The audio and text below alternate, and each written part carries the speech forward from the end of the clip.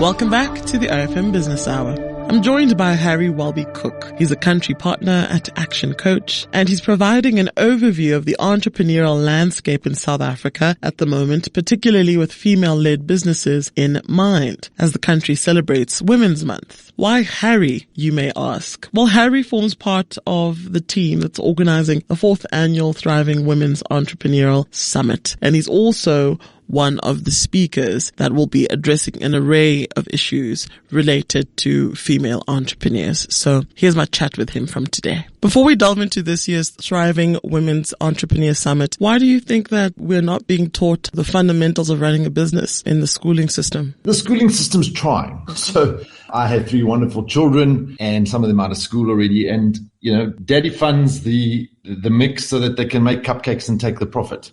That's not really teaching entrepreneurship. And sadly, you know, education is already in flux, already has major challenges. And what does a teacher know around entrepreneurship themselves either? So we create specialists in our school system, and even worse in our university system, which there's a need for, but the generalist skills that we lack to run a business, we don't sadly teach. And therefore, even if you are some of the most specialized, educated individuals in the country, and let's use the medical profession as one, you know, lots of studies, community service, internships, practical, and then you get into most of them private practice. And all they want to do is see patients and heal patients and make patients well. But sadly, that's not going to make them successful if they don't master the other elements. So it is about specialization in the education system. And therefore, this is kind of getting left by the wayside. And we talk a good talk around its importance, but we're not really seeing the rubber hit the road just yet.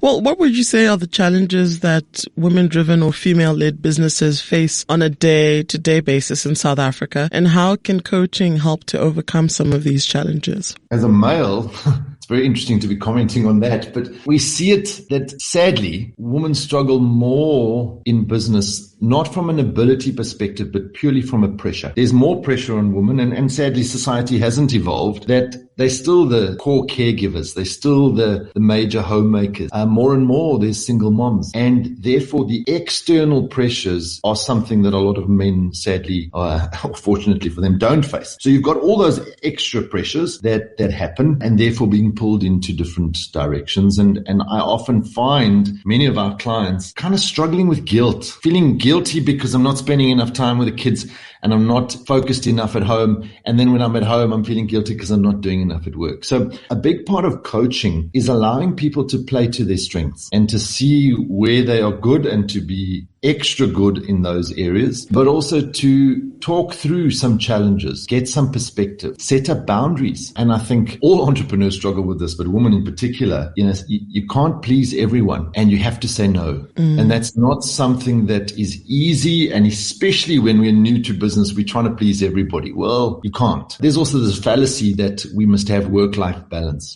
And if we try and squeeze everything we're supposed to do, they tell us to do, the media, you know, highlights that we should be doing every day, we'll never fit it into 24 hours. So we're trying to chase this false sense of reality. And coaching is very much around holding up the honesty mirror. The facts are the facts. The truth is the truth, whether we like it or not. And how do we work through it? How do we deal with it? How do we go forward? Well, back to the summit. It's the 4th iteration of the summit. How has the entrepreneurial landscape in the country evolved since the summit first began? And it began just before COVID. Well, for a start, it actually started in COVID. Yeah. So in 2020, we were all sitting at home and we needed to find a way, you know, to engage more people and specifically women for Women's Month. So we started it purely as out of frustration to say, you know, a lot of the normal channels weren't possible. Let's do something to help support entrepreneurships. And the entrepreneurs that at that stage were trying to keep people employed and were struggling themselves. So that's where it started. So obviously a lot's changed since then. I think we've got through the difficulty of that period. Some businesses have bounced back, some not. I think our biggest struggle at the moment is mindset of South Africans. We open the news and we have have all sorts of issues being thrown at us, and entrepreneurship was never easy before you add some of those nuances. And I think what we are finding as a major struggle is kind of a wait and see mentality. And that's another reason why the theme for this year particularly is growth. As an entrepreneur, you solve problems. That's your main function. Every business solves a problem. And if we do not grow businesses in South Africa, we will create and sustain bigger problems rather than solve them. So with the theme of growth this year, it's to say, despite the realities, despite the circumstances, there are still opportunities. There are phenomenal women that will be presenting on Friday, giving their own account of struggles yet success. That's, I think, the focus, to go out of the pain of the past. We've moved beyond that, but now we really need to focus on that thriving element as we go forward for growth.